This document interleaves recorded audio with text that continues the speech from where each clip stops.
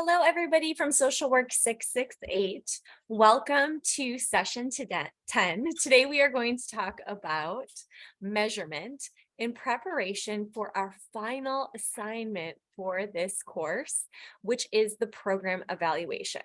So I want you to think back to your logic models and that final column where you are listing outcomes. I want you to think about some viable outcomes that you can actually measure using surveys or scales that are in the literature. So we are going to go through that today. So hold on one second as I share my screen. And so we are going to get situated. Okay, so again, we're going to look at strategies for selecting the best evaluation measure for your project. So why is measurement so important? It is important in program evaluation because if we can show measurable outcomes, it is more likely that our program will receive funding or will continue to receive funding because funding entities want to give money to programs that appear to be working. So increasing the right outcomes and decreasing the right outcomes. Okay. So let's have another brief celebration. We have to celebrate every win, especially this time in the semester. So let's party for the celebration of our logic model being submitted. Congrats, everyone. So last week we focused on single system and group research design. So that should be pretty settled in your mind in terms of which pathway you are taking. Please reach out to me if you have any remaining questions in that area. Okay, so this week, like I said earlier, we're going to focus on measurement tools. I want you to thoroughly review your soft chalk lesson. There's information that is explained in detail. There's examples given, and I am also going to go through some pretty concrete examples in this introduction video for the week because I think that is really the best way to learn measurement. Our journal entry is a little bit longer this week, but no work you do in this course is in vain. You can directly lift the work that you are doing after you receive feedback from me and implant it in your final program evaluation. So I want you to be specific and give a lot of details because I'm going to put in a lot of work this week to make sure you are on the right track to ensure that you have well-situated measurements for your final paper. Okay, so when we talk about measurement, we really want to on two constructs. The first being reliability, the second being validity. So reliability is really about consistency. So that can be consistency across time. So that could be test, retest reliability across items, also known as internal consistency, and across researchers, which is known as inter-rater reliability. When we look at in the literature and we look at our measures that we are thinking about implementing in our final program of we want to look for the measure, the one that's cited the most frequently is actually a measure of internal consistency, which is Cronbach alpha. So let's say you are investigating a measure of depression because your intervention is aimed at decreasing depression, let's say in adolescence.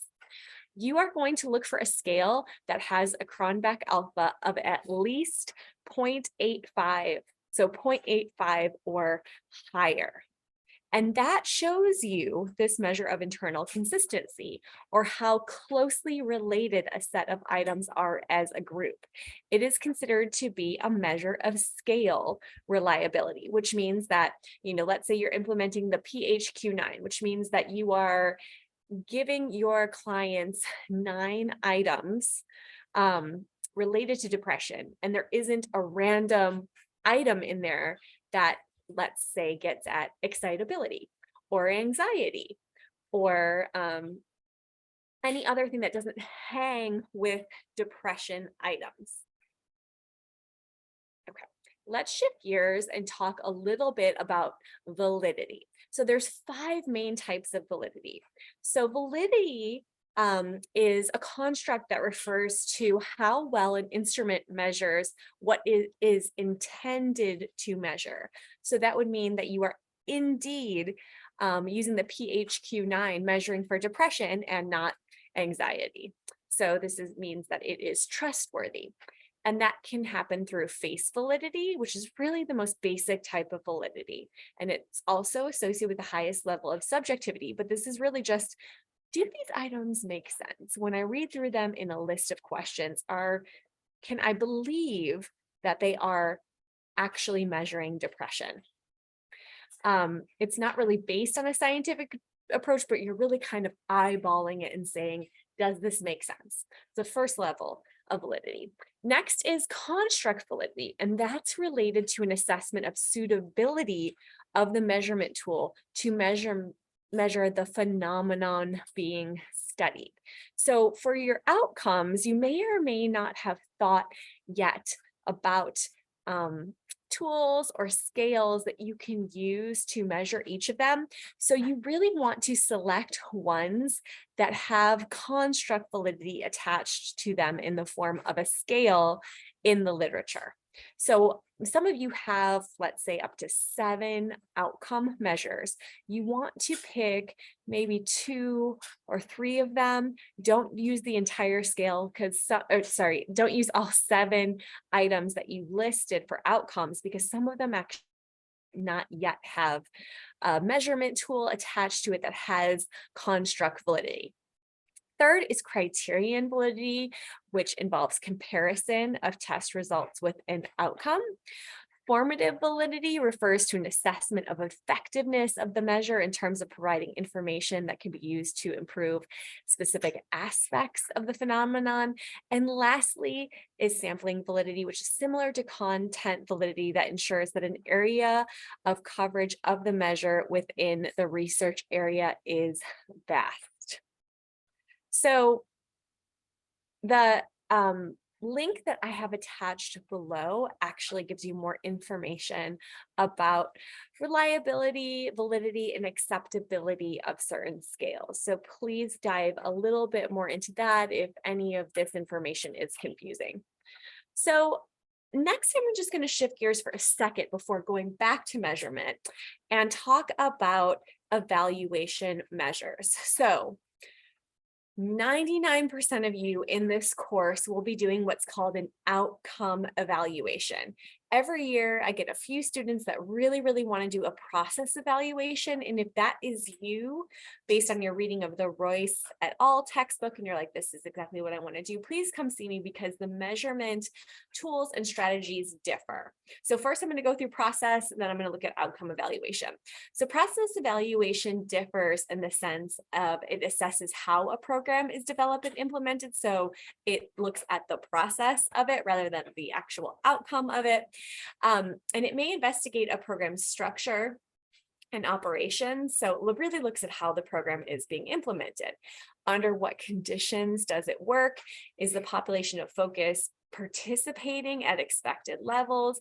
And can the program be replicated? So below that, this is this ruralhealthinfo.org. It actually gives you measurements that you can use for process evaluation versus measurements you can use for outcome evaluation. So it's a really good tool to look at to compare and contrast to make sure you are indeed selecting the right measurement tools per your approach, either process or outcome evaluation. Okay, so let's talk about outcome evaluation. So this is going to be the most consistent with what most of my students do in this course. So outcome evaluations are a type of summative study that investigates whether changes occur in a program, and if they do, the extent to which the changes can be attributed to the program. So questions can include, and I want you to think about this because we're asking you to develop research questions this week and for your final program evaluation assignment. So what is the impact of the program? What extent is the program meeting its intended goals and objectives? Because the evaluation change, should be collected over time. So there's different kinds of changes that can be tracked. So we can look at affective change, so changes in attitude towards a specific behavior. I think one example that we've been having you read is Green Dot, which they are looking at attitudes towards violence. And if the Green Dot intervention indeed does change or improve those attitudes towards acceptability of violence. Behavior change, so adoption of new behaviors, let's say smoking cessation. Learning change, so new knowledge and awareness is occurred, let's say new knowledge related to the prevention of HIV. Environmental conditions, so reduced barriers to healthier choices and lifestyles, such as smoke-free policies. And status change, so improved health outcomes or indicators. So many of my students look at status change regarding, let's say, increases in well-being, decreases in depression, etc. Okay, so I'm going to take you through this week's journal step by step, and then I'm going to give you an example from my own work, which is an evaluation that I have been working on for several years with the Eastern Band of Cherokee Indians Family Safety Program. So U of L Kent School has been working in partnership with the Family Safety Program in North Carolina. So we are considered their external evaluators. So we are asking you what program you are evaluating. So this can be lifted straight from your logic model. What are your primary research questions? I'm going to give you an example of that in a minute using the Eastern Band of Cherokee Indians, or I'm going to, from this point forward, refer to that as EBCI, Family Safety Program, FSP. Who is in your sample? What indicators or outcomes are you evaluating? And then I want you to identify one potential evaluation measure you could use in your final program evaluation assignment. So make sure you note the psychometric properties, so validity and or reliability. So look for that Cronbach alpha score. That's the easiest way to do it. What is the tool attempting to measure or assess? And how will this measure be used to demonstrate if the project is succeeding? Okay. So I want to give you a brief rundown of the EBCI FSP that I mentioned earlier, so that you understand the intervention briefly before I talk about our research questions and our outcomes and our measures. So this is focused on the development of a new onboarding program for newly hired child welfare workers who work with the tribe. Intervention aimed to address 3 primary domains, and these domains were discovered during a needs assessment process. So role clarity, social integration, and understanding of Cherokee history and culture. So we helped to develop, in partnership with the tribe, a 5-week onboarding program, which included activities completed by new employees. So that was content on Cherokee history and culture by local leaders, a community tour, case studies to facilitate an understanding of policies and procedures, weekly meetings with the supervisors, shadowing with other FSP team members. So thinking back at your logic logic models, I am really listing off a lot of the resources and a lot of the outputs that were involved in the development of that program. So moving forward, what did our evaluation focus on? So EBCI FSP is a very new agency that hasn't really developed on a comprehensive onboarding program for new employees.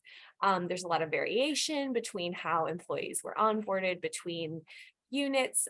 Staff have some inconsistent job expectations and varying levels of job-related knowledge. Additionally, those staff in each unit are generally cohesive. New employees are not systematically integrated into the larger system of FSP. Newly hired staff receive better onboarding. We predicted that they will better understand policies and procedures, be more culturally responsive, be integrated into the agency. And these outcomes should result in improved morale and lower likelihood of turnover. Okay, so what was our research question? I tried to make this color coded because I want you to be able to easily slip your kind of constructs from your research question into this model. So I'm giving you two options for a research question. First, I want you to identify who. Secondly, I want you to identify your independent variable, or IV. And lastly, your dependent variable, DV. So my who is EBCI FSP staff. My IV is the onboarding intervention. So that is actually what is going to impact my DV, which is organizational socialization, job satisfaction, and supervisor support. So you can see that my DV is what I'm actually going to measure in my outcome evaluation. Okay, so two options for questions. To what extent does EBCI FSP staff who receive the onboarding intervention report higher organizational socialization, job satisfaction, and supervisor support compared to staff hired before the intervention was implemented? So that would be if you're maybe doing more of a randomization design and comparing groups. Or you could just do a pre-post design, and that would be more simple, more streamlined. Did the onboarding intervention increase organizational socialization, job satisfaction, and supervisor support for EBCI FSP staff? So hopefully you can take those examples and really plug in your example from the agency that you're working with or the population of focus you're working with. So what did I look for in terms of psychometric properties? So as mentioned in the previous slide, I am looking at supervisor support and quality. So that those are two things that actually increase. I want to see them increase in my population of focus, the staff. So how am I going to measure this? So we looked out into the literature and we found three validated and reliable scales. They each have a Cronbach alpha attached to them. So we're looking at the University of Denver COHA measure. So those are 6 items that measure supervision. So you can also give some sample items. So my supervisor genuinely cares about me. My supervisor gives me help when I need it. So you can see that those items hang together in terms of being able to accurately measure supervision. And the Cronbach alpha is very high, 0.97. Second is the Kemp Center Supervisor A and Supervisor B measures. These include 8 items, such as my supervisor assists me in setting and assessing long case. You can see Cronbach alpha is between 0.94 and 0.98. And lastly, it's the Alexander's Effective Support Scale, 13 items, Cronbach alpha of 0.95. My supervisor encourages me to share my thoughts and feelings. So you can see that these scales, although we're using 3 different ones, really look at supervisor support and quality. So you can see that they link up to the outcome, or at least one of the outcomes we are trying to achieve. Okay, let's take a deep breath. I know we've covered a lot this week. Next week, we are going to be moving into quantitative analysis. So how would we then take the items in this scale and actually analyze them and score them using Excel? Do not worry, there will be lots of helpful tips. And as always, I am here for you. We are going to download Excel next week in terms of like a special analytic package that you can use to do some very basic statistics. I'm going to walk you through that step by step. And last but not least, this is me trying to find the motivation to go to work tomorrow. I know that this is the time in the semester where you might feel like giving up, but I just want to encourage you to not give up, just rest, try to laugh a little bit, try to hang in there with me, and you all are doing amazing, and I will not let you give up on this course. We are going to make it. We are so close to the finish line, and I hope you all have a great week.